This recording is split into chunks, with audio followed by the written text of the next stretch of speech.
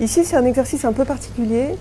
On consacre ce shooting uniquement à Dior parce qu'on veut marquer l'événement des 70 ans de la maison.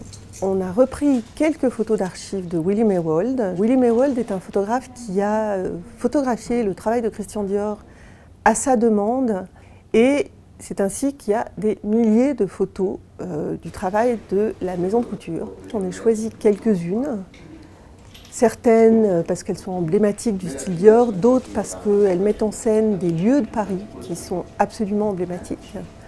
Et à partir de là, j'ai imaginé qu'on allait se remettre sur les pas de Willie Maywald et de Christian Dior d'une certaine façon, version 2017. Ce qui est très important, puisque ça montre aujourd'hui comment cette maison a fait évoluer son style.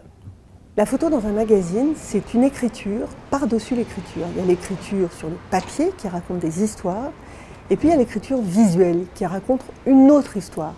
Comment est-ce qu'on fait pour qu'elle soit complémentaire et pas redondante? Can you step back, please? Back. Jean-Baptiste Mondino, c'est un photographe qui aime aussi discuter des idées, du concept. Qu'est-ce qu'on peut montrer? Qu'est-ce qu'on peut dire de plus? Mais c'est peut-être mieux la deuxième. Allez, Ouais. Là où un styliste ou une styliste et un ou une photographe me plaisent, c'est que non seulement il y a un échange possible avec eux, mais en plus ils me surprennent et ils améliorent le concept. Une capacité à créer des accidents artistiques, des surprises artistiques. On trouvait intéressant, pour faire respirer la série, de la faire à la fois dedans et dehors. C'est pour ça que certaines fois on est dans les salons Dior et d'autres fois on est parti justement dans des lieux de Paris qui ont déjà été repérés par l'équipe de Jean-Baptiste. Et selon les images d'archives, on les a retrouvés et on est retourné au même endroit.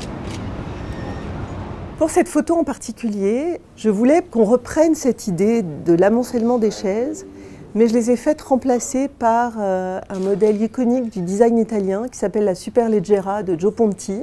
Et donc, dans la nouvelle version, ça traduit la note italienne, on peut dire, que Dior a acquise à travers la présence de Maria Grazia. Donc on a l'avant et l'aujourd'hui.